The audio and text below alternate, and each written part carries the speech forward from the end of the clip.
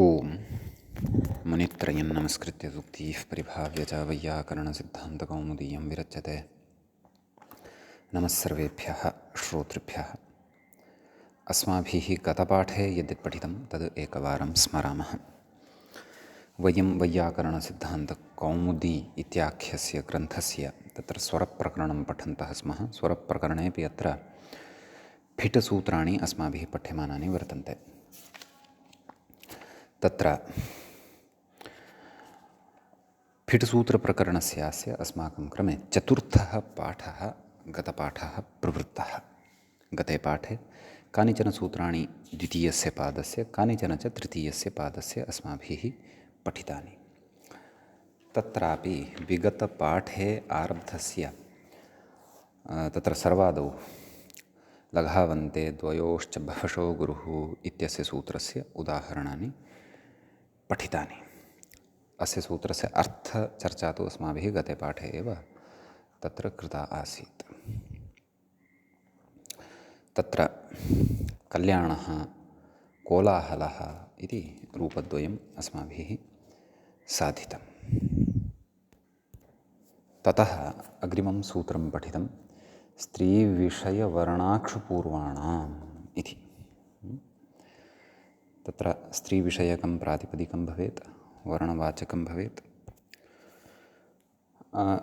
एवं स्त्रीविषयकं प्रातिपदिकं, वर्णवाचकं प्रातिपदिकं, किञ्च अक्षुपूर्वं प्रातिपदिकं यद्भवति तादृशस्य प्रातिपदिकस्य आदिः अच् उदात्तः भवति इति। येषां त्रयाणाम् उदात्तः इत्युक्तम्। स्त्रीविषये मल्लिका, वर्णवाचकस्य श्येनी, हरिणी इति उदाहरणद्वयं। ततः अक्षुशब्दात् पूर्वः अस्ति येषान्ते अक्षुपूर्वः तर्क्षुः इति उदाहरणञ्च तत्र साधितं। तत्र विशिष्टः विग्रहः नाम अक्षुशब्दात् पूर्वः भवेत् कश्चन, तत्र अयम् आद्युदात्तः प्रवर्तते। ततः शकुनीनाञ्च लघुपूर्वम् इति अग्रिमं सूत्रं पठितं। पूर्वं लघु उदात्तं स्यात् पक्षिवाचिनाम् इत्युक्तं। कुक्कुटः तित्तिरिः तित्तिरिः इति। खञ्जरीटः इति अपि च उदाहरणान्तरं तत्र दृष्टं। ततः नर्तुप्राण्याख्यायाम् इति अग्रिमं सूत्रं पठितं। यथा लक्षणं प्राप्तम् उदात्तत्वं न इति तत्र उक्तं। वसन्तः कृकलासः अत्र तदेव लघावन्ते द्वयोश्च बहवशो गुरुः इति उदात्तता प्राप्ता आसीत्, तद् न भवति इति। अतः अन्तोदात्तता एव भवति इति। मध्योदात्तता वा आद्युदात्तता न भवति इति। तथा धान्यानां च वृद्धक्षान्तानाम् इति सूत्रं पठितं। धान्यानां वृद्धक्षान्तानां शब्दानाम् आदिरुदात्तः भवति इति पठितं। कान्तानां तत्र श्यामाकः, शान्तानां तत्र राजमाषाः इति उदाहरणं दृष्टम्। नाम अस्माकं ग्रन्थे तु माषाः इत्येव उदाहृतं, व्याख्यादिषु उक्तं राजमाषाः इति भवेत् इति। ततः अग्रे सूत्रं पठितं हयादीनाम् असंयुक्तलान्तानाम् अन्तः पूर्वं वा इति। है इति हल् संज्ञा इत्युक्तं। तर्हि हयादीनाम् असंयुक्तलान्तानाम् एवं खलु, असंयुक्तलकारः येषु भवति तादृशानां प्रातिपदिकानाम् अन्त्यस्य अचः पूर्वं विद्यमानः यः अच् तस्य विकल्पेन उदात्तता भवति इति। पललं शललम् इति उदाहरणद्वयं दृष्टं। हयादिनां किम् एकलः, असंयुक्तेति किं मल्लः इति पठितं। ततः अन्तिमं सूत्रं द्वितीयस्य पादस्य पठितम् इगन्तानाञ्च द्व्यषाम् इति। आदिरुदात्तः इति। इगन्ताः ये शब्दाः सन्ति तेषाम् अपि च द्व्यच्कानाम् आदिः उदात्तः भवति। कृषिः इति उदाहरणं दृष्टं। तदनन्तरं तृतीयस्य पादस्य आरम्भः कृतः। तत्र प्रथमम् अधिकारसूत्रं पठितम्। अथ द्वितीयं प्रागीशात्। ईशान्तस्य हयादेरादिर्वा इति तत्र सूत्रं पठितम्। ईशान्तस्य हयादेः इत्यतः प्राक् द्वितीयाधिकारः नाम द्वितीयस्य एव उदात्तता भवति इति अयमधिकारः। तदनन्तरं द्वितीयं सूत्रं पठितं, तदपि अधिकारसूत्रमेव। त्रचां प्राङ्मकरात् इति मकरवरूढपारेवत् इत्यादि सूत्रमग्रे वर्तते। ततः पूर्वं त्रचां नाम शब्दाः त्रचकाः एव अपेक्षिताः, तेषां च उदात्तता भवति द्वितीयस्य।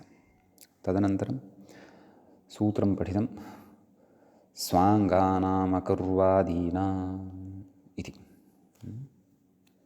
तत्र सूत्रस्य अर्थः दृष्टः। कवर्गरेफवकारादीनि वर्जयित्वा त्यचां स्वाङ्गानां द्वितीयम् उदात्तम् इति। ललाटम् इति उदाहरणं दृष्टं। ततः कुर्वादीनां तु कपोलः, रसना, वदनम् इमानि तत्र प्रत्युदाहरणानि च दृष्टानि दलकृत्य पूर्वकतया। मादीनाञ्च इति अग्रिमं सूत्रं पठितं। मादयः ये शब्दाः वर्तन्ते तेषां तत्र द्वितीयस्य उदात्तता भवति। मलयः, मकरः इति उदाहरणद्वयं पठितं। तदनन्तरं सूत्रं पठितं शादीनां शाकानाम् इति। तत्र शकारः आदौ भवेत् शाकवाचिनां शब्दानां, तादृशस्य द्वितीयस्य अचः उदात्तता भवति। शीतन्या शतपुष्पा इति उदाहरणं सम्भवति अथवा युज्यते मानवः इति तु चिन्तनीयम् इति तत्र, यतः तत्र त्रयः अचः न वर्तन्ते, चत्वारः अचः वर्तन्ते इति कृत्वा। एतावन्ति सूत्राणि गते पाठे अस्माभिः पठितानि। गतपाठस्य अन्ते व्याख्यापङ्क्तयः इत्थमासन्। तत्र कपोल इति लघावन्तेति मध्योदात्तं रसनावदनम् इति स्वाङ्गशिटाम् इत्याद्युदात्तत्वं मादी मलयः मकर इति अनयोर्मकरवरूढेति यान्तस्य अन्त्यात् पूर्वमिति विशिष्य स्वरविधानान् महेन्द्र इति उदाहर्तव्यम्। शादीनां शकारादीनां शाकवाचिनां त्रचां द्वितीयमुदात्तं स्यात्। केचित्तु सादीनामिति पठित्वा सर्षप इत्युदाहरन्ति इति। तत्र एतावत्पर्यन्तः च व्याख्याभागः गते पाठे पठितः। अयं चतुर्थः पाठः अस्माकं क्रमे फिट्सूत्रप्रकरणस्य प्रवृत्तः अभूत्। अधुना तावत् अस्मत्क्रमे तत्र पञ्चमः पाठः फिट्सूत्रप्रकरणस्यास्य आरब्धः भवति। तत्र अग्रिमं सूत्रं पश्यामश्चेत् सूत्रं भवति पान्तानां गुर्वादीनाम् इति। तत्र पान्तानामिति षष्ठीविभक्तेः बहुवचनान्तं भवति। गुर्वादीनाम् इत्यपि षष्ठीविभक्तेः बहुवचनान्तमेव भवति। पशब्दः अन्ते येषान्ते पान्ताः तेषां पान्तानां, गुरु आदिः येषां ते गुर्वादयः तेषां गुर्वादीनां। सम्यक्। अथ द्वितीयं प्रागीशात् इत्यतः द्वितीयम् इत्यनुवर्तते। त्रचां प्राङ्मकारात् इत्यतः त्रचाम् इत्यनुवर्तते। भिषोन्त उदात्तः इत्यतः भिषः उदात्तः इति चानुवर्तते। कसूत्रार्थः व्याख्याता कथयति पश्यन्तु। पशब्दान्तानां गुर्वादीनां त्रचां द्वितीयमुदात्तं स्यात् इति। उदाहरणं पश्यामः। पादपः इत्यस्ति, एवं खलु। पान्तः वर्तते, किञ्च गुर्वादीनाम् आदिः स्वरः अत्र गुरुसंज्ञकः वर्तते आ इति। अतः द्वितीयः अच् यः वर्तते दकारात् परतः विद्यमानः तस्य अत्र उदात्तता भवति। ततः शेषनिघातादिकं द्रष्टव्यम्। आतपः इत्यपि तथैव वर्तते। नाम पान्तः वर्तते, गुर्वादिश्च वर्तते, अतः द्वितीयस्य अचः उदात्तत्वं भवति। लघ्वादीनां तु अनूपम्, नाम अत्र लघु अस्ति आदौ अकारः, अतः प्रकृते द्वितीयस्य नाम मध्योदात्तता न भवति, परन्तु भिषोन्तोदात्तः इत्यनेन अन्तोदात्तत्वमेव भवति। द्व्यचान्तु नीपम् इत्यस्ति, अतः नीपशब्देपि तथैव मध्योदात्तता न भवति, भिषोन्तोदात्तः इत्यनेन अन्तोदात्तता एव भवति। व्याख्याता किं कथयति? अनूपे अनोरप्रधानकनीयसी इत्यनेन उदात्तत्वं नीपे नेरनिधाने इत्यनेन इत्याहुः। ओह, तर्हि भिषोन्तोदात्तः इति न, अत्र भिन्नानि सूत्राणि प्रकृते उच्यमानानि सन्ति इति आहुः इति कथयन्ति इति व्याख्याता कथयति। अतः तयोः सूत्रयोः अत्र प्रवृत्तिः द्रष्टव्या। ततः अग्रे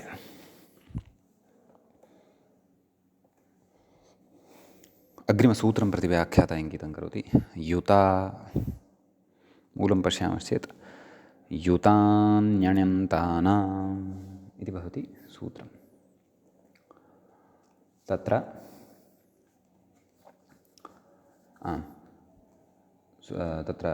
पदच्छेदः द्रष्टव्यः। प्रकृतसूत्रे एकमेव पदं भवति, युतान्यणन्तानाम्।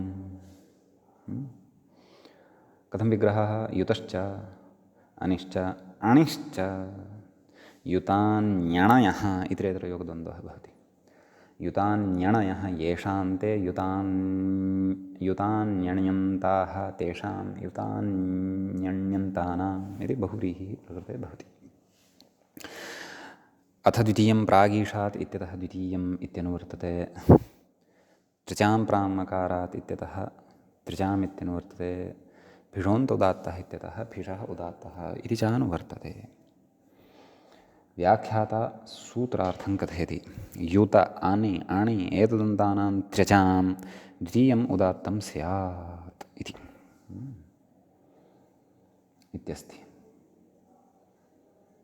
उदाह्रियते। युत अर्थात् युत इत्येतदन्तस्य उदाहरणमुच्यते इति शेषः। किम्? अयुतं। सम्यक्। अतः यकारात् परतः विद्यमानस्य उकारस्य उदात्तत्वं भवति, ततः शेषनिघातः। एवं खलु? युतशब्दश्च युधातोः क्तप्रत्यये निष्पन्नो भवति। अनि इत्यस्य उदाहरणमुच्यते इति शेषः। किं? धमनिः। सम्यक्। अत्रापि धम् धातोः तदेव घृसभ्यस्य वृत्तिभ्यो अनिः आङ्क्षुषे सनश्छन्दसि कृषेरादेशश्च अदेर्मुच्च वृत्तेश्च क्षिपेः किच्च इति तत्र अनिप्रत्ययविधायकानि सूत्राणि उणादिषु पठितानि अस्माभिः। अतः धमनि अनिप्रत्ययान्तता वर्तते इति कृत्वा प्रकृतसूत्रेण युतान्यन्तानाम् इत्यनेन मध्योदात्तता भवति, ततः अनुदात्तं पदमेकवर्जमिति शेषनिघातः। स्वरितादिकं च यथायथम् अवगन्तव्यम्। अणि इत्यस्य उदाहरणं मूले कथयति खलु। अणि अर्थात् उदाहरणमुच्यते इति भावः। विपणिः। सम्यक्। अत्र नाम अणि इति अणि इत्येतदन्तः अयं शब्दः वर्तते। अणि इति प्रत्ययो वा प्रत्ययः चेत् केन सूत्रेण इति तु द्रष्टव्यम्। अतः विपणि इति अण्यन्तता अस्य वर्तते इति कृत्वा प्रकृतसूत्रेण युतान्यन्तानाम् इत्यनेन मध्योदात्तता भवति, ततः शेषनिघातः। उदात्तादनुदात्तस्य स्वरितः इति स्वरितादिकमपि यथायथं यथायोग्यम् अत्र बोध्यम्। सम्यक्। ततः तत्र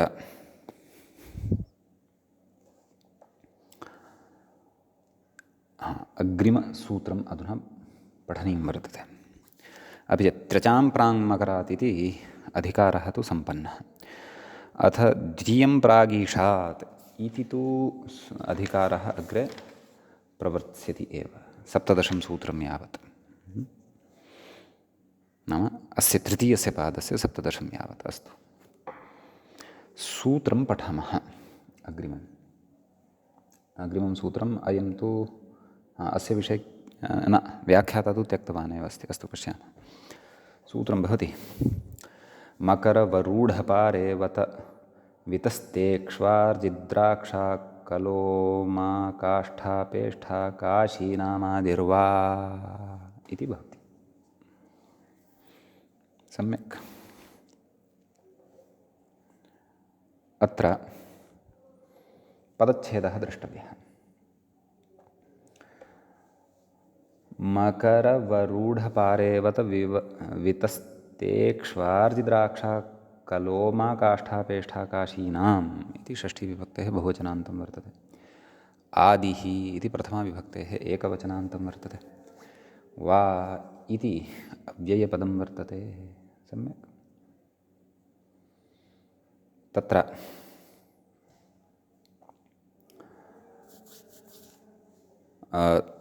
आम्, अथ द्वितीयं प्रागीषात् इति अधिकारः तु अस्ति एव। नाम द्वितीयस्यैव भविष्यति। पिषोऽन्त उदात्तः इत्यतः पिषः उदात्तः इति च अनुवर्तते। आदिः अत्र सूत्रे एव उक्तः वर्तते। कति शब्दाः एते? मकरश्च वरूढश्च पारेवतश्च वितस्ता च इक्षु च आर्जिश्च द्राक्षा च कला च उमा च काष्ठा च पेष्ठा च काशी च। एतेषां द्वादशानाम् इतरेतरयोगद्वन्द्वः प्रकृते वर्तते। तत्र उच्यते खलु मूले येषामादिर्द्वितीयो वा उदात्तः। एवं खलु आदिः अथवा द्वितीयः अच् पर्यायेण उदात्तो भवति इति भावः।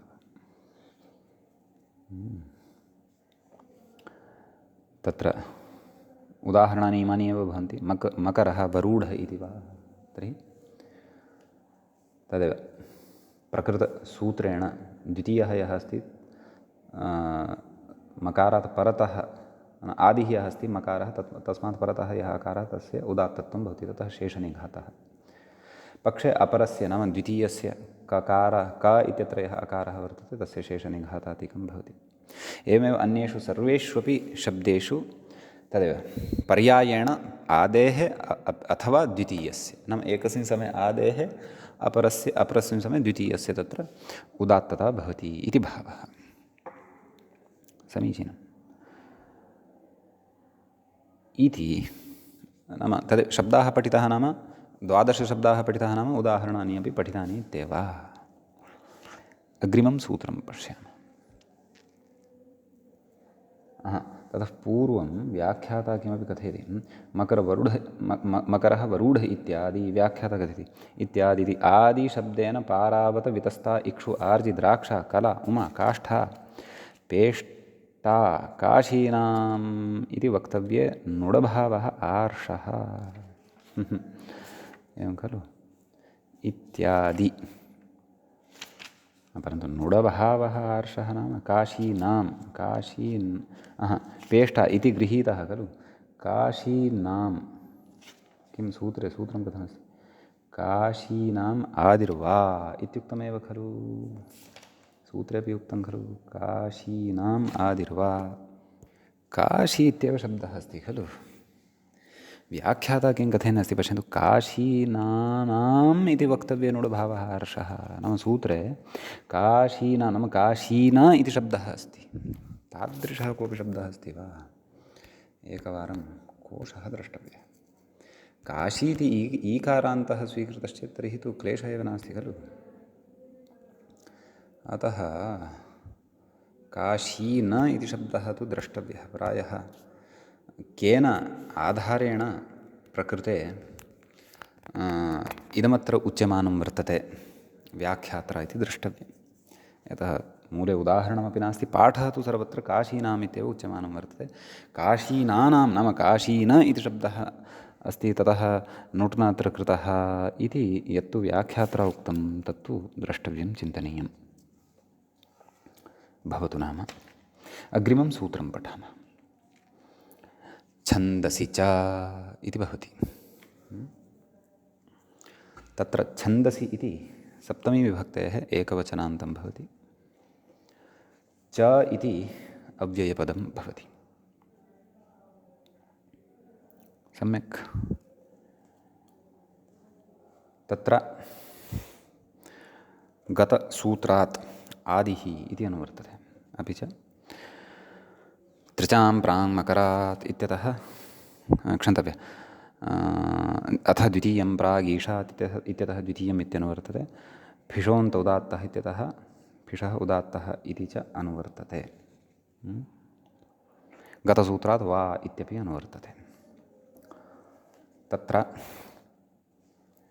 कः अर्थः सूत्रस्य इति चेत् छन्दसि मकारादीनां क्षन्तव्यं मकारादीनाम् इति न वक्तव्यं खलु, मकरादीनाम् इति वक्तव्यं। यत् मकरादयः वर्तन्ते गतसूत्रे पठिताः, अतः व्याख्यायां तत् क इति कर्तव्यमिति चिन्तयामि। छन्दसि मकरादीनाम् अन्येषां च आदिः द्वितीयं वोदात्तम् इति इत्यस्ति। तत्र मूले उक्तं नैव, मूले किमुच्यते अमकराद्यर्थः आरम्भः। तर्हि छन्दसि च इत्यत्र व्याख्याता कथं कथयति पश्यन्तु। छन्दसि मकरादीनाम् अन्येषाम् अथवा मकारादीनाम् इत्यपि विवक्षितं वा, मकारादीनाम् इत्यस्य अर्थस्य सङ्गतिः कथमागता तद्द्रष्टव्यं। छन्दसि मकारादीनाम् अन्येषां च आदिः द्वितीयं वोदात्तं नाम विकल्पेन उदात्तं भवति। काश्यपः, कर्दमः, कुलटः, उदकं, गान्धारी। अस्तु, मूले किं कथयति? लक्ष्यानुसारात् आदिः द्वितीयं चोदात्तं ज्ञेयं क्व छन्दसि वेदे इति भावः। समीचीनम्। ततः आम्, अग्रिमं सूत्रं पश्यामः। वस्तुतः मूले तु साक्षादेव उक्तः वर्तते विषयः अमकराद्यर्थः। अतः व्याख्यातुः पङ्क्तिः चिन्त्य छन्दसि मकारादीनाम् अन्येषां च इति यदुक्तम्, अतः द्रष्टव्यम्। अस्तु, नागेशः किमपि कथयति वा छन्दसि च इत्यत्र? द्वितीयो वेति वरूढ इति नैव, किमपि न कथयति। अस्तु, भवतु। अग्रिमं सूत्रं पश्यामः। सुगन्धी इति इङ्गितं करोति व्याख्याता। सुगन्धी इत्युक्त्वा मूले सूत्रं वर्तते, नैव, सुगन्धी इत्यतः पूर्वम् एकं सूत्रं त्यज्यमानम् अस्ति इति भाति मया। किं? व्याख्यात्रा तत् त्यक्तम्, अस्माभिः तु पठनीयं। कर्दमादीनाञ्च इत्यस्ति। कर्दमादीनाञ्च। अस्तु, किं कथयति? प्रकृते तदेव आदिः इत्यस्य अनुवर्तनं वर्तते। फिषोऽन्त उदात्तः इत्यतः फिषः उदात्तः इति च अनुवर्तते। गतसूत्रात् वा इत्यपि अनुवर्तते। कोऽर्थः?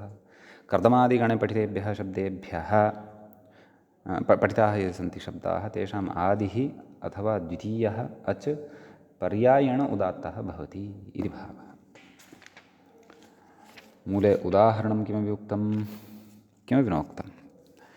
प्रायः अस्मिन् विषये व्याख्याता कथयन्नस्ति वा इति। छन्दसि कर्दमादीनाम् इत्यत्र, परन्तु छन्दसि इत्यस्य अनुवृत्तिः तु न जाता खलु। छन्दसि मकारादीनाम् अन्येषां च आदिर्द्वितीयं वोदात्तं। काश्यपः, कर्दमः, कुटलः, उदकं, गान्धारी। अतः कर्दमादिगणः अपि एतेन क्रमेण न पठितः, एवं खलु व्याख्यात्रा। अतः व्याख्यातुः विवेचनं भ्रान्तियुक्तम् अस्ति इति मम भाति। अतः मूले एव दृष्टिः अत्र प्राधान्येन भवतु, अथवा पाठभेदः अत्र द्रष्टव्यः। अस्तु, अधुना अग्रिमं सूत्रं पठामः। आं, तर्हि गतसूत्रं यद् पठितं तत्र कर्दम इत्यादीनि एव उदाहरणानि भवन्ति इति द्रष्टव्यम्। तत्र एवम् उदकं, गान्धारी, काश्यपः इत्यादीनि व्याख्यान्तरे उदाहरणानि दृश्यन्ते इति। अस्तु, अग्रिमं सूत्रं पठामः। सुगन्धी। मूले पश्यामश्चेत् सूत्रं वर्तते सुगन्धिते जनस्य ते वा इति अस्ति सूत्रम्। सुगन्धितेजनस्य षष्ठीविभक्तेः एकवचनान्तं पदं भवति। ते इति प्रथमान्तम् एवं खलु। वा इति अव्ययं भवति। ते इति लुप्तप्रथमाकं भवति। एवं किल। तत्र किमुच्यते चेत् आदिर्द्वितीयं ते शब्दश्चेति त्रयः पर्यायेण उदात्ताः। नाम प्रकृते तद् आदिः इत्यनुवर्तते, द्वितीयम् इत्यनुवर्तते, भिषोन्तोदात्तः इत्यतः भिषः उदात्तः इत्यनुवर्तते, वा इति च अनुवर्तते। नाम सुगन्धितेजन इति प्रातिपदिकस्य यः आदिः अच् वर्तते, द्वितीयः च यः अच् वर्तते, ते इति शब्दस्य यः एकारः वर्तते, एतेषां त्रयाणां पर्यायेण उदात्तता भवति इति भावः। उदाहरणमिदमेव भवति किं सुगन्धितेजनाः। तर्हि एकस्मिन् समये सु इत्यत्र विद्यमानस्य उकारस्य उदात्तता, अपरस्मिन् पर्याये गकारः ग इत्यत्र विद्यमानस्य अकारस्य उदात्तता, ततः अपि अपरस्मिन् पर्याये ते इत्यत्र विद्यमानस्य एकारस्य उदात्तता भवति। अतः ते इति यद् मूले वर्तते, नाम सूत्रे वर्तते, तद् लुप्तप्रथमाकं पदं भवति। नाम अस्य अस्मिन् पदे यः ते इति शब्दः आगच्छति तस्य विकल्पेन उदात्तता भवति इति भावः। शेषनिघातः यथा यथम् अन्यत्र द्रष्टव्यः। व्याख्याता कथयति सुगन्धितजनशब्दस्य। अस्तु, अग्रिमं सूत्रं पश्यामः। व्याख्याता मूले व्याख्यायाञ्च समग्रं सूत्रं दृश्यते। नपः फलान्तानाम् इति खलु। नपः इति षष्ठीविभक्तेः एकवचनान्तं भवति। फलान्तानाम् इति षष्ठीविभक्तेः बहुवचनान्तं भवति। फलशब्दः अन्ते येषां ते फलान्ताः तेषां फलान्तानाम्। आदिः द्वितीयं फिषः उदात्तः वा एते अत्र अनुवृत्त्या लभ्यन्ते, अथवा इमानि पदानि अनुवृत्त्या लभ्यन्ते। नप् इति वयं पूर्वमपि पठितवन्तः, नपुंसकस्य नाम भवति। अतः कथयति व्याख्याता नप् नपुंसकं, नाम नपुंसकस्य इदं नाम भवति। अतः मूले किमुक्तम्, आदिः द्वितीयं वोदात्तम्, अर्थात् फलशब्दः येषां शब्दानाम् अन्ते भवति तादृशानां शब्दानाम् अथवा प्रातिपदिकानाम्, अपि च कीदृशाणां नपुंसकलिङ्गे विद्यमानानाम् आदिः अथवा द्वितीयः यः अच् भवति तस्य पर्यायेण उदात्तता भवति इत्यर्थः। सम्यक् इत्यस्ति। तर्हि उदाहरणं पश्यामः। राजादनफलं, राजादनफलम् इत्येव राजादनफलं। तर्हि किमुक्तं, फलान्तमिदं वर्तते। अतः आदेः द्वितीयस्य वा अचः पर्यायेण उदात्तता भवति। यस्य उदात्तता भवति तद् एकं शिष्टस्वरं मत्वा ततः अनुदात्तं पदमेकवर्जमित्यनेन शेषनिघातः अपि यथा यथम् अत्र अवगन्तव्यः। सम्यक् इति अस्ति विशेषः अत्र। ततः व्याख्याता कथयति नपः किं दासीफलो वृक्षः।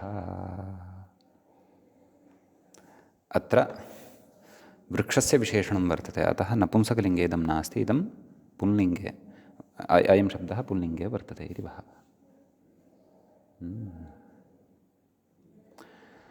अग्रिमसूत्रं प्रति व्याख्याता इङ्गितं करोति। यान्तस्य, मूले पश्यामश्चेत् सूत्रं दृश्यते। यान्तस्यान्त्यात् पूर्वम्। असकृत् इदं सूत्रं पूर्वम् अस्माभिः श्रुतं वर्तते, अधुना पठ्यते। तत्र यान्तस्य इति षष्ठीविभक्तेः एकवचनान्तं भवति। अन्त्यात् इति पञ्चमी विभक्तेः एकवचनान्तं भवति। पूर्वम् इति प्रथमान्तं भवति। भिषोन्त उदात्तः इत्यतः भिषः उदात्तः इति च अनुवर्तते। सम्यक्। एवं तर्हि तत्र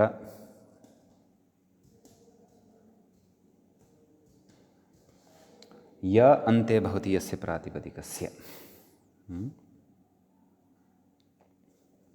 एवं खलु। य इति शब्दः यस्य प्रातिपदिकस्य अन्ते भवति तत्र अन्त्यात् पूर्ववर्ती यः अच् तस्य उदात्तः भवति इति सूत्रस्य अर्थो भवति। व्याख्याता कथयति यशब्दान्तस्य अन्त्यात् पूर्वम् उदात्तं स्यात्। सम्यक्। किमुदाहरणं? कुलायः यशब्दः अन्ते अस्ति, अतः ततः पूर्वं लकारात् परतः विद्यमानः यः आकारः वर्तते तस्य उदात्तता भवति, ततः शेषनिघातः अनुदात्तं पदमेकवर्जमित्यनेन। सम्यक्। ततः अग्रिमसूत्रं प्रति व्याख्याता इङ्गितं करोति थान्तस्य इति। सूत्रं पठामः। थान्तस्य च नालघुनी न अलघुनि। अस्तु, पदच्छेदं पश्यामः। थान्तस्य इति षष्ठ्यन्तं, षष्ठीविभक्तेः एकवचनं। च इति अव्ययपदं, ततश्च नालघुनी इति प्रथमाविभक्तेः द्विवचनान्तं भवति। थ शब्दः अन्ते यस्य सः थान्तः, तस्य थान्तस्य बहुव्रीहि। एवं खलु। ना च लघु च नालघुनी इतरेतरयोगद्वन्द्वः भवति। भिषोऽन्त उदात्तः इत्यतः भिषः उदात्तः इति च अनुवर्तते। एवं खलु। कः अर्थः तदेव कथयति मूले। ना शब्दः लघु च उदात्ते स्तः। ना शब्दः लघु च, ना शब्दो लघु च उदात्ते स्तः। नाम तत्र शेषपूर्णेन सूत्रार्थः उक्तः अस्ति। नाम प्रातिपदिकं कीदृशम् अपेक्षितं? थान्तमपेक्षितं। थ शब्दान्तं प्रातिपदिकम् अपेक्षितं। तस्मिन् यदि ना इति शब्दः भवति तस्य अचः, नाम ना इत्यत्र विद्यमानः आकारः तस्य लघुसंज्ञकः च यः अच् भवति तस्मिन्नेव प्रातिपदिके तस्य पर्यायेण उदात्तता भवति इति सूत्रस्य अर्थः भवति। सनाथा सभा इति। तर्हि सनाथा इति थशब्दान्तः शब्दः अत्र मूलतः भवति थान्तः, एवं खलु। अपि च अत्र ना इति शब्दः अपि वर्तते, पुनः अत्र सकारात् परतः अकारः लघुसंज्ञकः अपि अस्ति, अतः पर्यायेण प्रकृते तत्र उदात्तता भवति। तस्य उदात्तत्वे सति शेषनिघातः अनुदात्तं पदमेकवर्जमित्यनेन अवगन्तव्यः। व्याख्याता किं कथयति पश्यामः। केचित्तु आन्तस्य च नालघुनी इति पठित्वा आकारान्तस्य नाशब्दस्य च लघुनी अन्त्यात् पूर्व उदात्ते स्तः इति व्याख्याय नानादिवा मुधा इत्युदाजहरुः, नाम एवम् उदाहृतवन्तः इति भावः। इति एतावान् विशेषः अस्मिन् सूत्रे भवति। द्वितीयम् अग्रिमं सूत्रं पश्यामः। अग्रिमसूत्रं प्रति व्याख्याता इङ्गितं करोति। शिशुमारो, मूले पश्यामश्चेत् शिशुमारोदम्बरबलिवर्दोष्ट्रारपुरूरवसाञ्च। पुरूवसाञ्च शिशुमारोदुम्बरबलिवर्दोष्ट्रारपुरूवसाञ्च इति। सम्यक्। शिंशुमार इति पाठान्तरमिति व्याख्याता कथयति। अस्तु, विग्रहः द्रष्टव्यः। शिशुमारश्च अत्र पदच्छेदः। शिशुमारोदुम्बर बलीवर्दोष्ट्रारपुरूवसान् इति षष्ठीविभक्ते बहुवचनान्तं भवति। च इति अव्ययपदं भवति। शिशुमारश्च उदुम्बरश्च बलीवर्दश्च उष्ट्रारश्च पुरूरवा च एतेषाम् इतरेतरयोगद्वन्द्वः भवति। ततः च इति अव्ययपदं भवति। भिषोऽन्त उदात्तः इत्यतः भिषः उदात्तः इति अनुवर्तते। द्वितीयम् इति आयाति अन्त्यात् पूर्वम् इति च यान्तस्यान्त्यात् पूर्वमित्यतः लभ्यते। कः सूत्रार्थः? मूले उच्यते किम्? आन्त्यात् पूर्वम् उदात्तं द्वितीयं वा। नाम शिशुमार उदुम्बर बलिवर्द उष्टार पुरूरवस् इति एतेषां प्रातिपदिकानाम् अन्त्यात् पूर्वः यः अच् अथवा द्वितीयः यः अच् इत्यनयोः इति द्विविधयोः अनयोः अचोः पर्यायेण उदात्तता भवति इति भावः। सम्यक्। ततः उदाहरणानि इमानि एव भवन्ति। यथा शिशुमार इत्यादि अस्ति, अन्त्यः अच् अस्ति, ततः प्राक्तनः अर्थात् मकारात् परतः विद्यमानः आकारः वर्तते, तस्य उदात्तता विकल्पेन भवति।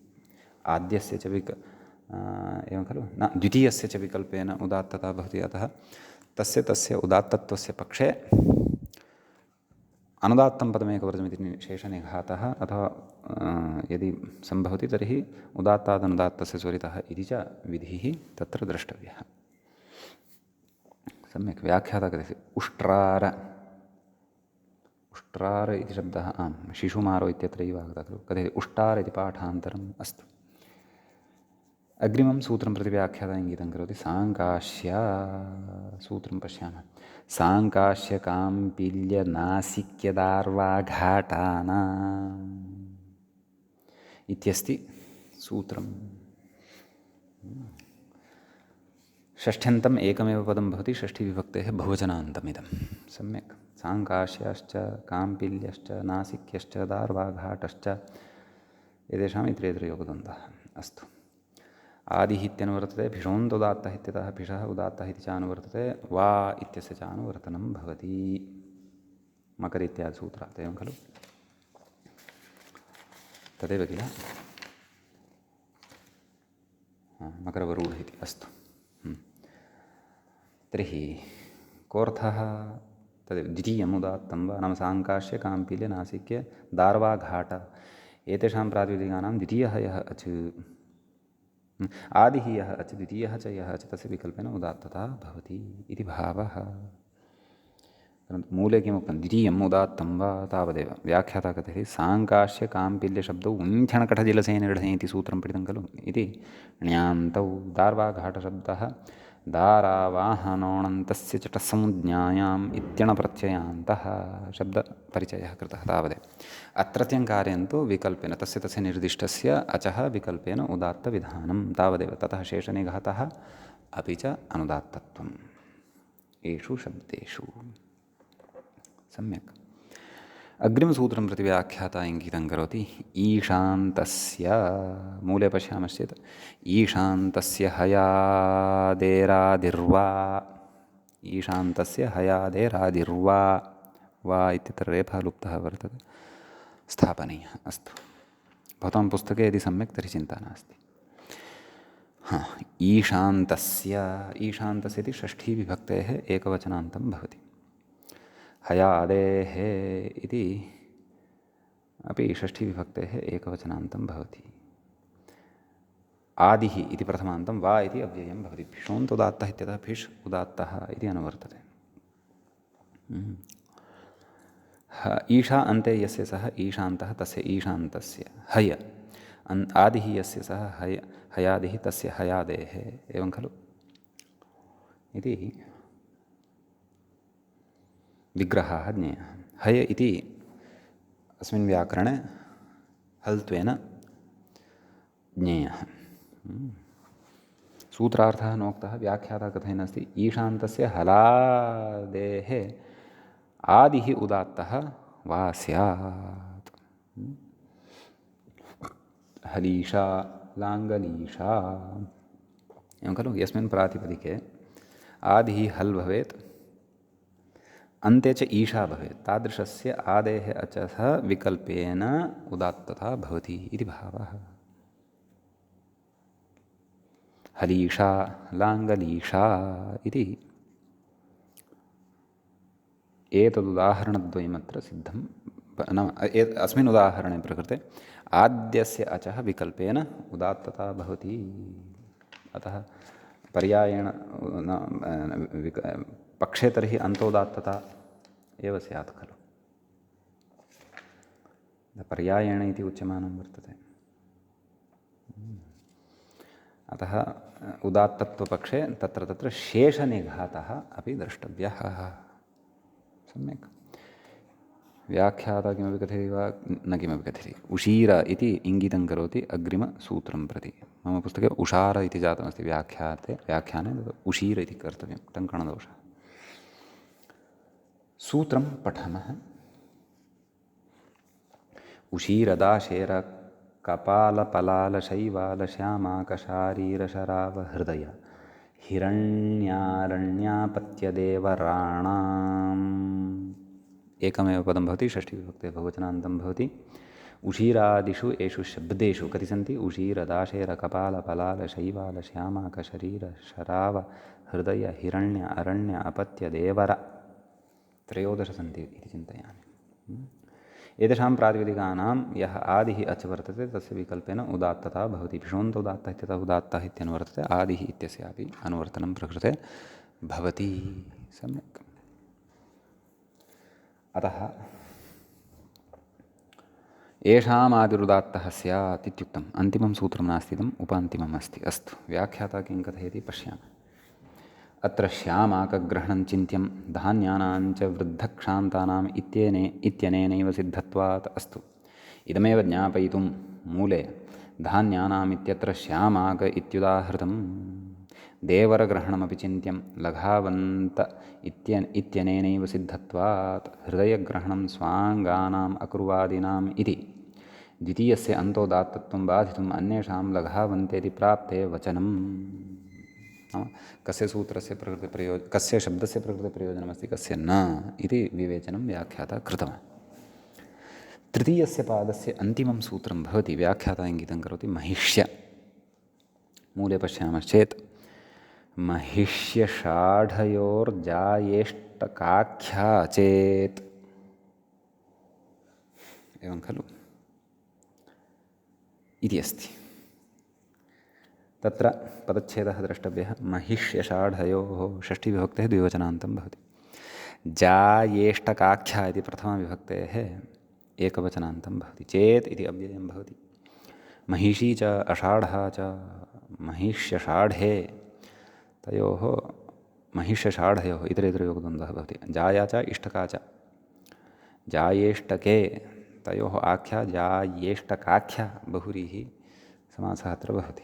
नाम इतरेतरयोगद्वन्द्वगर्भबहुव्रीहिः भवति। महिष्यषाढयोः अस्तु, भिषोन्तोदात्तः इत्यतः भिषः उदात्तः इत्यनुवर्तते। आदिः इति इत्येतस्य च अनुवर्तनं भवति। तत्र नाम महिषी अषाढः इत्यनयोः द्वयोः, जायाख्या इष्टकाख्या इत्यनयोः द्वयोः च आख्ययोः यथासङ्ख्यं नियमः प्रवर्तते। किमुक्तवान् मूले? आदिरुदात्तः तावदेव। व्याख्याता कथयति एतयोः आदिरुदात्तः स्यात् यथासङ्ख्यं जायाख्यायाम् इष्टकाख्यायाम् इति तृतीयः पादः। नाम महिषी इति शब्दस्य आदिरुदात्तः भवति यदि जायाख्या वर्तते, अषाढः इति शब्दस्य आदिरुदात्तः भवति यदि इष्टकाख्या तत्र वर्तते इति भावः। अतः उच्यते महिषी जायावाचकः अपि महिषी इति शब्दः वर्तते इति भावः। अषाढः उपदधाति, नाम आषाढः नक्षत्रे निर्मिता या इष्टका भवति तस्याः नाम अषाढः इति भवति। अषाढः तर्हि प्रकृते आदिरुदात्तः भवति। ततः शेषनिघातः द्रष्टव्यः, नाम अनुदात्तं पदमेकवर्जम् इति। एवं खलु। एतावत् पर्यन्तम् आदिः इति अधिकारः अपि सम्पन्नः खलु। तत्र द्वितीयस्य पादस्य आरम्भे अथादिः प्राक् शकटेः, स एव खलु आदिः अत्र आगतम्। अतः शकटेः प्राक् इति इत्युक्तं खलु। शकटि इति युक्तं सूत्रं तु अग्रे इदानीं पठनीयमस्ति एव। सम्यक्। अस्तु, मूले च उक्तम् इति फिट्सूत्रेषु तृतीयः पादः, ततः अग्रे उच्यते चतुर्थः पादः। अग्रिमस्य अन्तिमस्य फिट्सूत्रे विद्यमानस्य अन्तिमस्य पादस्य अधुना आरम्भः प्रकृते भवति। समीचीनम्। एवञ्च तत्र चतुर्थः पादः अथ चतुर्थः पादः इति अपि वक्तुं शक्यते। तत्र प्रथमं सूत्रं पठामः। व्याख्याता तु प्रथमस्य सूत्रस्य विषये किमपि न कथयन्नस्ति। अस्तु, आम्, मूले भवति शकटिशकट्योरक्षरमक्षरं पर्यायेण इत्यस्ति। शकटिशकट्योः षष्ठीविभक्तेः द्विवचनान्तमिदं भवति। अक्षरम् अक्षरम् इति उभयमपि प्रथमान्तं भवति। शकटिशकट्योः अक्षरम् अक्षरं पर्यायेण पर्यायेण इति तृतीयाविभक्तेः एकवचनान्तं भवति। फिषोन्त उदात्तः इत्यतः फिषः उदात्तः इति अनुवर्तते। अथादिः प्राक् शकटेः इति तु निवृत्तं। सम्यक्। ततः प्रकृते तत्र सूत्रार्थः द्रष्टव्यः। मूले तु उदात्तम् इत्येव उक्तं, नाम शकटि ह्रस्वान्तः शब्दः, शकटी दीर्घान्तः शब्दः। अनयोः प्रातिपदिकयोः एवं खलु प्रत्येकम् अक्षरम् अक्षरं नाम अक्षर न क्षरति, सः स्वराक्षरः एव स्वीक्रियते, पर्यायेण उदात्तं भवति इति।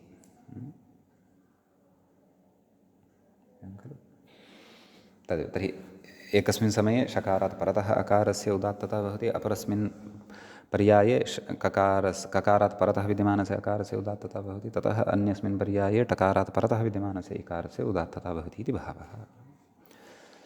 अतः मूले शकटिः शकटी इत्येव उक्तम्। अन्यानि उदाहरणानि अस्माभिः स्वयम् ऊह्यानि, तत्र स्वराङ्कणमपि स्वयं द्रष्टव्यम्। अयं विशेषः अस्मिन् सूत्रे भवति।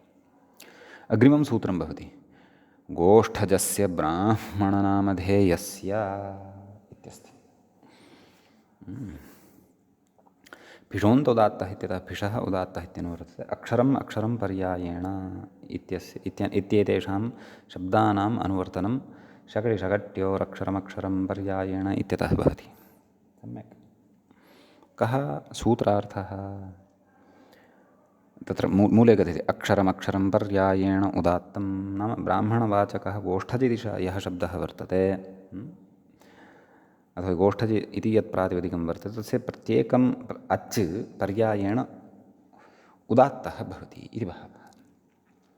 गोष्ठजो ब्राह्मणः, तर्हि एकस्मिन् पर्याये ब्रा इत्यस्य आ उदात्तः भवति, अपरस्मिन् पक्षे ह्म इत्यस्य उदात्तता भवति स्वरस्य, अपरस्मिन् पक्षे ण इत्यस्य उदात्तता भवति। शेषनिघाताश्रितः च स्वरितः, अर्थात् तदेव अनुदात्तं पदमेकवर्जम् अनुदात्तात् उदात्तादनुदात्तस्य स्वरितः इति च यथायथम् अवगन्तव्यम्। सम्यक्।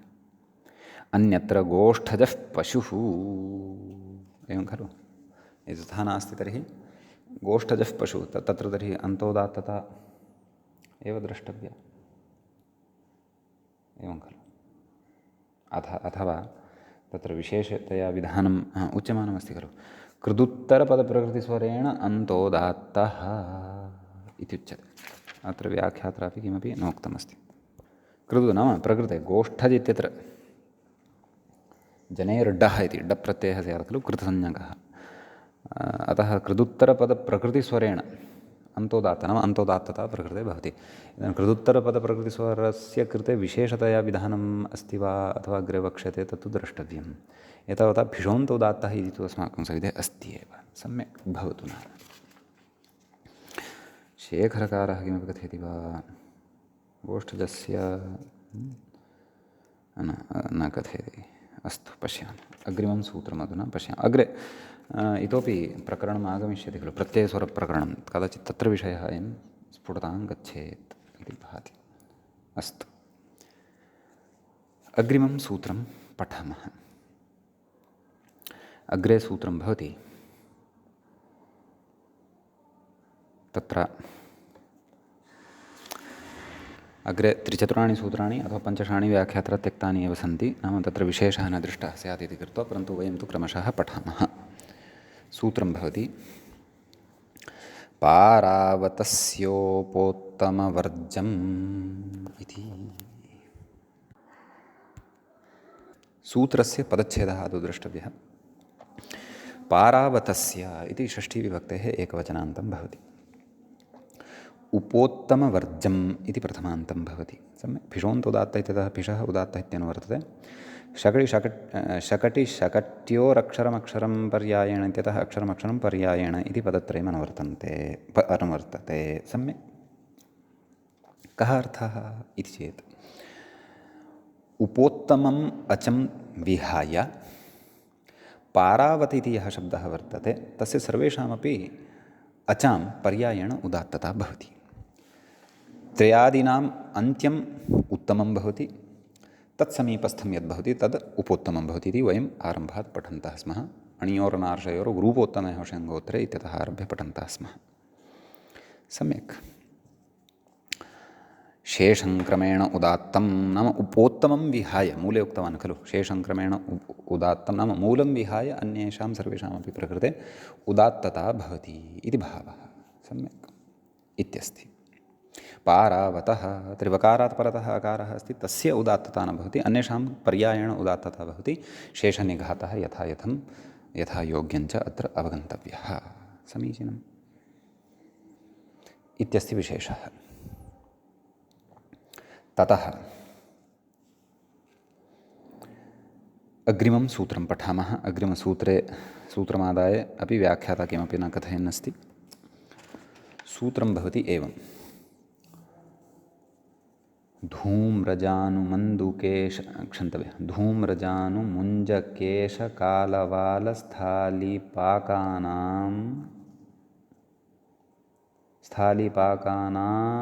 स्थालीपाकानां मधुजलस्थानानां स्थालीपाकानाम् अधूजलस्थानानां, पुनः पठामि, धूम्रजानुमुञ्जकेशकालवालस्थालीपाकानामधूजलस्थानानाम् इत्यस्ति। पदच्छेदः द्रष्टव्यः। समीचीनं। तत्र धूम्रजानुमुञ्जकेशकालवालस्थालीपाकानाम् इति षष्ठीविभक्तेः बहुवचनान्तं भवति।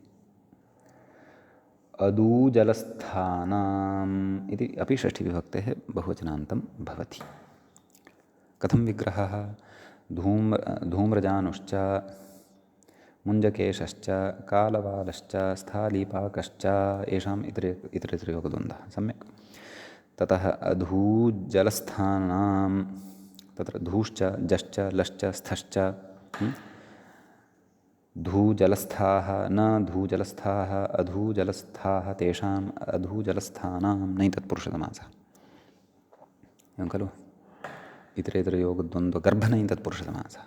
भिषोन्तोदात्तः इत्यतः भिषः उदात्तः इति अनुवर्तते। अक्षरमक्षरं पर्यायेण इति तत्र शकटिशकट्योरक्षरमक्षरं पर्यायेण इत्यतः अनुवर्तते। समीचीनम्। तत्र मूले कथयति येषां चतुर्णां, के धूम्रजान्वादयः चत्वारः अत्र वर्तन्ते, धूप्रभृतींश्चतुरः वर्जयित्वा, एवं खलु, धूप्रभृतीन् चत्वारः वर्जयित्वा शिष्टानि क्रमेण उदात्तानि। एवं खलु? नाम धूम्रजानु मुञ्जकेश कालवाल स्थालीपाक एतानि प्रातिपदिकानि सन्ति खलु, एतेषां प्रत्येकम् अक्षरस्य अचः नाम प्रत्येकम् अचः उदात्तः भवति। परन्तु एषु शब्देषु यदि क्वापि धू ज ल स्था, धू कुत्र आगतः? धूम्रजानु इत्यत्र आगतः। ज क्व आगतः? मुञ्जकेश इत्यत्र आगतः। ल क्व आगतः? कालवाल इत्यत्र आगतः। स्था क्व आगतः? स्थालीपाक इत्यत्र आगतः। अत्र एषु विद्यमानः यः स्वरः तस्य उदात्तता न भवति। सम्यक्। शिष्टानि क्रमेण उदात्तानि। एवं खलु? इति भवति विशेषः। मुञ्जकेशः, कालवालः, स्थालीपाकः, खलु इत्यस्ति विशेषः। क्रमेण उदात्तानि भवन्ति, परन्तु पर्यायेण एकस्मिन् समये एकस्य एव उदात्तता स्यात् खलु। ततः तत्र शेषनिघातः नाम अनुदात्तं पदमेकवर्जमिति। एवं पर्यायेणैव उदात्तता अत्र अवगन्तव्या। ततः शेषनिघातः यथायथम्। अस्तु। अग्रिमं सूत्रं पश्यामः। व्याख्याता अग्रिमे सूत्रेपि किमपि न कथयन्नस्ति। सूत्रं भवति एवं कपिकेशहरिकेशयोश्छन्दसि इत्यस्ति। कपिकेशहरिकेशयोः इति षष्ठीविभक्तेः द्विवचनान्तं भवति। छन्दसि इति सप्तमीविभक्तेः एकवचनान्तं भवति। भिषोऽन्त उदात्तः इत्यतः भिषः उदात्तः इति च अनुवर्तते। अक्षरम् अक्षरं पर्यायेण इति च अनुवर्तते। वेदे नाम छन्दसि नाम वेदे कपिकेशशब्दस्य हरिकेशशब्दस्य च प्रत्येकम् अच् पर्यायेण उदात्तः भवति। उदाहरणमिदमेव भवति। कपिकेशः हरिकेशः स्वरभेदेन उदाहरणान्तराणि अपि भवन्ति। एवं खलु इत्यस्ति विशेषः। ततः अग्रिमं सूत्रं पठामः।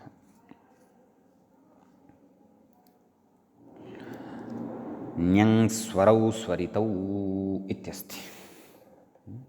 कथयति स्पष्टं नाम किं वक्तव्यमिति नास्ति। एवं खलु ञङ् स्वरौ प्रथमाविभक्तेः द्विवचनान्तं वर्तते। स्वरितौ इत्यपि प्रथमाविभक्तेः द्विवचनान्तता वर्तते। ञङ् च स्वर् च ञङ् स्वरौ एवं खलु। भिषोऽन्तोदात्तः इत्यतः भिषः इत्यनुवर्तते। ञङ् इति प्रातिपदिकं स्वर् इति च प्रातिपदिकं यद् वर्तते तयोः स्वरितविधानं भवति इति भावः इति अर्थः। ञङ्मुतानः व्यचक्षयत्स्वः अतः किं भवति स्वरितविधानं भवति इति भावः। अत्रापि व्याख्याता न किमपि कथयति। अस्तु व्यचक्षयत् स्वः इत्यत्र स्वः इति स्वर् इति शब्दः अस्ति इति भावः। अपि च तत्र ञङ् उत्तानः नाम तदेव ङमुडागमेन ङकारद्वयं श्रूयते। ञङ् इत्यस्य स्वरः स्वरितः भवति तावदेव। सम्यक् इत्यस्ति विशेषः। अग्रिमसूत्रेपि व्याख्याता किमपि न कथयन्नस्ति। सूत्रं पठामः। सूत्रं भवति न्यर्बुदव्यल्कषयोरादिः। न्यर्बुदव्यल्कषयोरादिः नर्बुदव्यल्कषयोः इति षष्ठीविभक्तेः द्विवचनान्तं भवति। आदिः इति प्रथमान्तं भवति।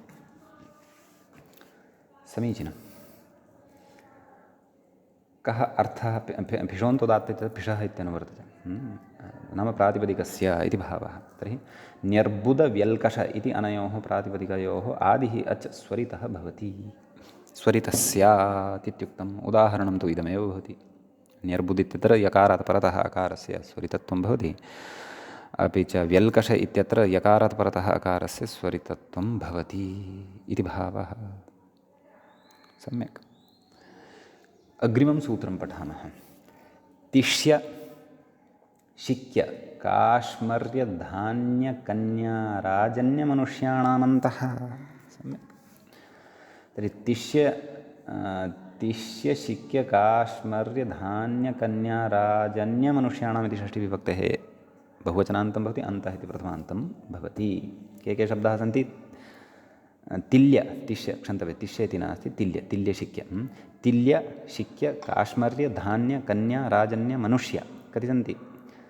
7 वर्तन्ते। एतेषाम् अन्त्यस्य अचः स्वरितत्वं भवति। स्वरितस्यात् एवं खलु। तिलानां भवनं क्षेत्रं तिल्यम् इति कथयति।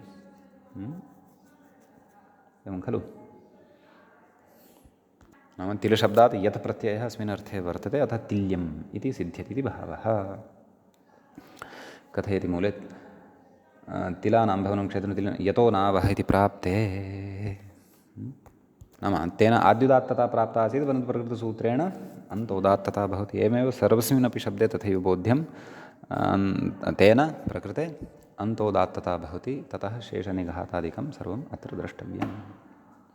सम्यक् इति एतावान् विशेषः अस्मिन् सूत्रे भवति। अग्रिमं सूत्रमादाय अग्रिमे पाठे उपस्थिताः भविष्यामः। अद्यतनपाठः तावत् अत्रैव उपसंह्रियते। मङ्गलं कुर्मः। मुनित्रयं नमस्कृत्य उक्तिः परिभाव्य च वैयाकरणसिद्धान्तकौमुदीयं विरच्यते। श्रौत्रार्हन्ति च निर्गुण्यैर्महर्षिभिरहर्दिवन्तोष्टूयमानोऽप्यगुणो विभुर्विजयते तराम्।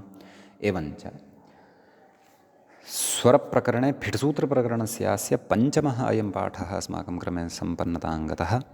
नमः सर्वेभ्यः श्रोतृभ्यः भवद्भ्यः।